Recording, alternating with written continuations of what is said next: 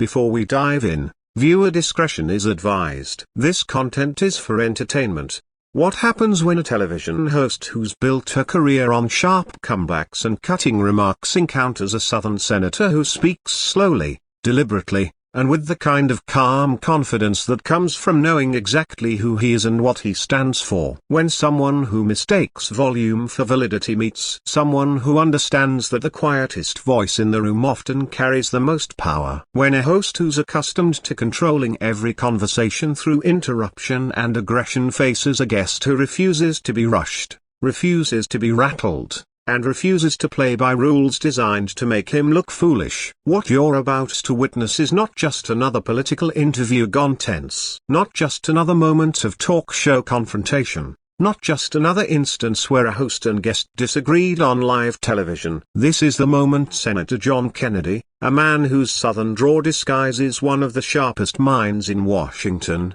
whose folksy manner hides devastating wit, whose slow speech patterns make people underestimate him right up until the moment he dismantles their entire argument, reminded everyone that real power doesn't need volume, that genuine confidence doesn't require aggression, and that sometimes the most devastating response to mockery is simply refusing to be mocked. The View had invited Senator Kennedy expecting what they usually got from political guests, either defensive, squirming under aggressive questioning, or angry outbursts that would give them viral clips. Joy Behar had clearly prepared for this interview with a specific strategy: mock his intelligence, dismiss his folksy manner as an act, and frame his carefully chosen words as evidence of someone trying to hide lack of substance behind Southern charm. What Joy called asking tough questions, Kennedy would soon demonstrate was simply performing superiority without earning it. Attacking someone's communication style, because you can't effectively challenge their substance. Mocking someone's deliberate speech as evidence they're slow-witted rather than recognizing it as the mark of someone who chooses words carefully because words matter. What Joy fundamentally failed to understand, what people who mistake quick comebacks for intelligence could never grasp, was that Senator Kennedy's slow, measured way of speaking wasn't all imitation to overcome, but a strategic choice. Every pause was intentional, every word was selected, every phrase was designed to land with maximum impact precisely because it emerged from careful consideration rather than reflexive reaction. This isn't about whether politicians should face tough questions, whether public figures should justify their positions, whether senators should expect scrutiny when they appear on television. This is about the difference between legitimate challenge and performative mockery, between questioning someone's positions and simply trying to make them look foolish, between journalism that seeks understanding and entertainment that seeks only to diminish. Joy Behar thought she was being clever, setting up a politician she'd decided to treat as a punchline,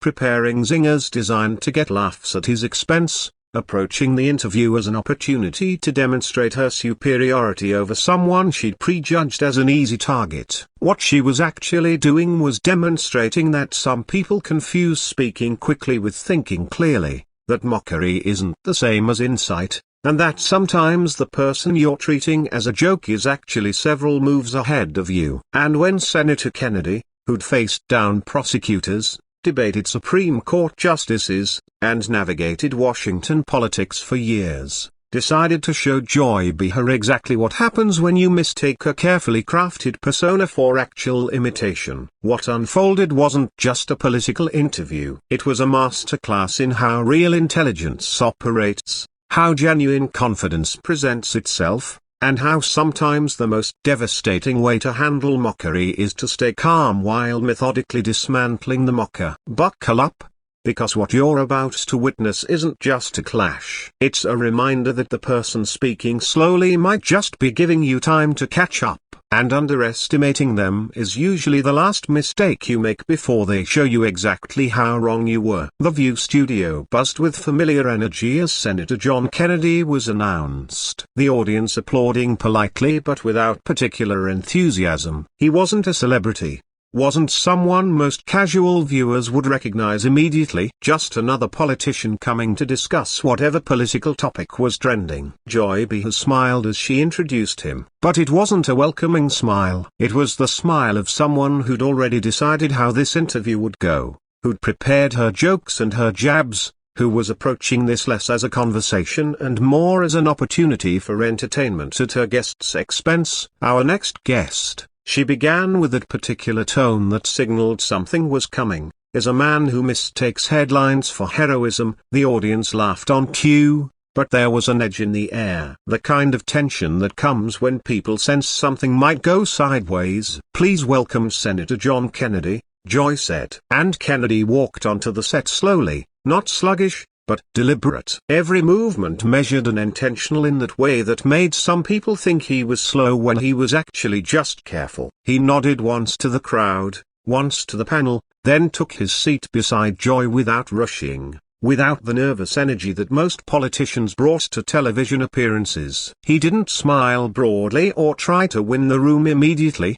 The quiet confidence in his eyes did more talking than any performance could have accomplished. Joy crossed one leg over the other, papers in hand, leaning forward just enough to look casual, but maintaining that edge of aggression barely disguised as curiosity. "So, Senator," she started, her tone syrupy, sweet, but with sharp edges underneath. "Do you believe your humor hides the lack of depth?" The question landed like a slap, not inquiring about his positions or his work, but immediately attacking his intelligence, suggesting that his folksy manner was compensation for shallow thinking. The crowd murmured, half in amusement at Joy's boldness, half in tension at the aggression. Kennedy didn't blink, didn't shift in his seat, didn't show any sign that the insult had landed. When he spoke, his southern drawl wrapped around every word like velvet over steel. "If depth means drowning in nonsense," he said calmly, "I'll stay shallow." "Thank you." The laughter that followed wasn't polite or controlled. It was real, spontaneous. The sound of an audience recognizing that they'd just witnessed a perfect counterpunch, delivered with such calm that it was even more devastating. Joy's smile faltered for just a split second before she forced it back into place. Clearly not expecting such an immediate and effective response, she'd thrown her opening punch, expecting to rattle him, and instead he turned it into a commentary on the absurdity of the question itself. She tried to recover, glancing at her notes. But Kennedy's calm silence filled the room more powerfully than any words. There was something unnerving about his complete composure, his absolute refusal to be rushed or rattled. Joy chuckled tightly, eyes narrowing slightly as she recalibrated her approach. "You've got quite the answer for everything, don't you?" she said, adding with false sweetness, "I guess that works better when no one's fact-checking." The implication was clear, suggesting his clever responses wouldn't survive scrutiny, that his wit was compensation for weakness and substance. It was the kind of jab designed to make someone defensive, to provoke them into either backing down or getting angry. Kennedy leaned back slightly, the picture of ease, completely unbothered by the attempted provocation. "Oh, I'm sure they will," he replied with that same measured calm. "The trick is saying something true enough to survive the check." The audience reacted immediately. Some clapped, some just watched with growing fascination, sensing that something unusual was happening. This wasn't going the way these political interviews usually went. Kennedy wasn't getting defensive or aggressive. He was simply meeting every attack with calm certainty. Joy looked toward the camera, smiling wider now, clearly trying to mask the frustration building behind her eyes. "Well," she said with forced brightness, "this is going to be fun." Kennedy's reply was low, but cutting, delivered with that same unflappable composure. "That depends, Mom. Are we talking fun for the truth or for the ratings?" The laughter that erupted this time wasn't hers to control. It came from the audience recognizing that Kennedy had just called out exactly what was happening, had named the game Joy was trying to play, and refused to participate in it on her terms. The first real spark of battle had been lit, and everyone in the studio could feel that this interview wasn't going to follow the script Joy had prepared. Joy leaned forward, her patience visibly thinning now. The polite smile she'd worn at the start fading into something sharper, more openly hostile. "You mock colleagues, you turn pain into punchlines," she said accusingly, her tone clipped, every word measured like a jab. "Is that leadership or just laziness dressed up as charm?" The studio fell noticeably quieter. The kind of silence where small sounds become magnified, someone's jewelry jingling, papers rustling, the ambient hum of studio equipment. Joy had escalated from mockery to direct accusation, suggesting Kennedy's entire approach to politics was fundamentally unserious. Kennedy looked at her without irritation, without defensiveness, just that same steady calm, like someone who'd already seen this exact attack coming from miles away and had prepared not with anger but with truth. He took a slow breath, leaned toward the microphone with deliberate movement, and said evenly, "If truth hurts, maybe it's not my joke that's cruel. Maybe it's your comfort that's fragile." The words landed like a slap wrapped in silk, simultaneously gentle in delivery and devastating in impact. The audience reacted before Joy could formulate a response, half gasping at the boldness, half clapping at the precision of the counterattack. Even one of the co-hosts shifted awkwardly in their seat, clearly trying not to smile at how effectively Kennedy had just turned Joy's accusation into a commentary on her own defensiveness. Joy blinked hard,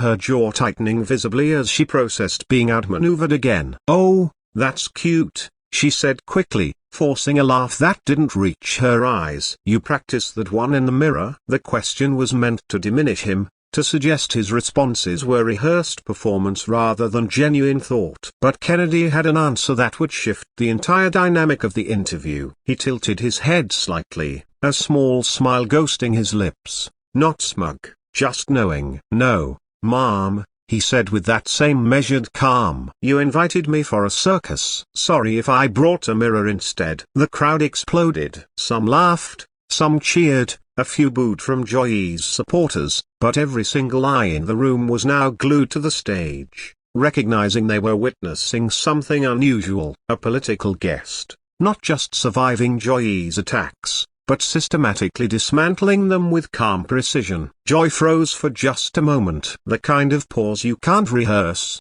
can't hide. The visible shock of someone who's lost control of a situation they'd planned to dominate. The camera caught it all. The flash of genuine frustration, the tightening around her mouth, the flicker in her eyes when she realized Kennedy had taken the room from her. 3 seconds of silence stretched like 3 minutes, the tension palpable as everyone waited to see how Joy would respond to being so thoroughly outplayed on her own show. Kennedy didn't gloat, didn't press his advantage with unnecessary cruelty. He simply sat back, hands folded calmly, the picture of composed confidence. The control room must have been in chaos. But in the studio, only one thing mattered. The balance of power had fundamentally shifted. Joy Behar, known for her quick comebacks and sharp wit, had just been outplayed on live television by someone she'd clearly underestimated, and the audience absolutely knew it. Joyce straightened in her chair, trying desperately to reclaim the upper hand, her voice turning sharper as she abandoned any pretense of politeness. "So now you're the savior of truth," she said with undisguised sarcasm, shaking her head with a mocking smile. "Please, you twist words better than most twist lies." The audience let out a collective ooh. Sensing another attempted blow,